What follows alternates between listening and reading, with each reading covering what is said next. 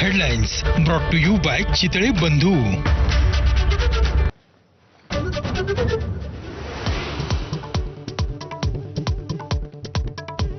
मुंबईतल्या सीएसएमटी वर मराठा आंदोलकांची गर्दी. मनोज जरांगेंच्या आवाहनानंतरही आंदोलकांची हुल्लडबाजी. एक मराठा लाख मराठाच्या घोषणांनी स्थानक दणाणलं.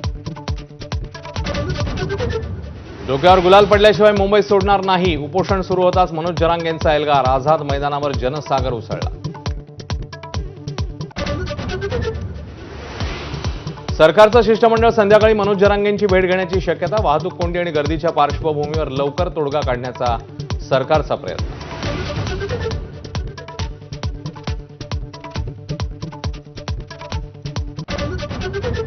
मराठा आंदोलकांमुळे मुंबईतल्या ईस्टर्न फ्रीवेवर वाहतूक कोंडी. शेकडो गाड्यांची फ्रीवेवर रांग. आंदोलकांचा आझाद मैदानाकडे ओघ सुरूच.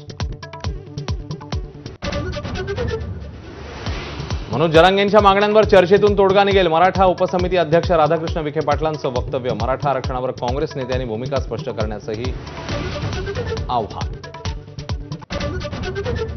मराठा समाजाला ओबीसीतनं आरक्षण देणं शक्य नाही. उपमुख्यमंत्री एकनाथ शिंदेंची प्रतिक्रिया. कायद्याच्या चौकटीत बसेल ते मराठा समाजाला देण्याची तयारी असल्याचंही केलं स्पष्ट.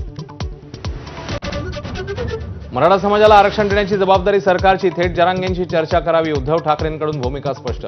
आंदोलक दहशतवादी नाही तर मराठी माणूस. ठाकरेंची स्पष्ट.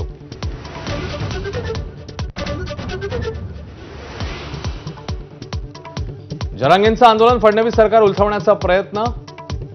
अजित पवार गटाचे आमदार सामील असल्याचा ओबीसी नेते लक्ष्मण हाकेंचा आरोप.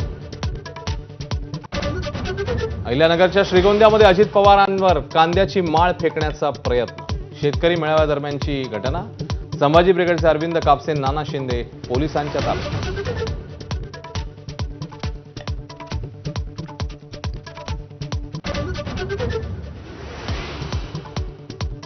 आता बातम्या सविस्तर.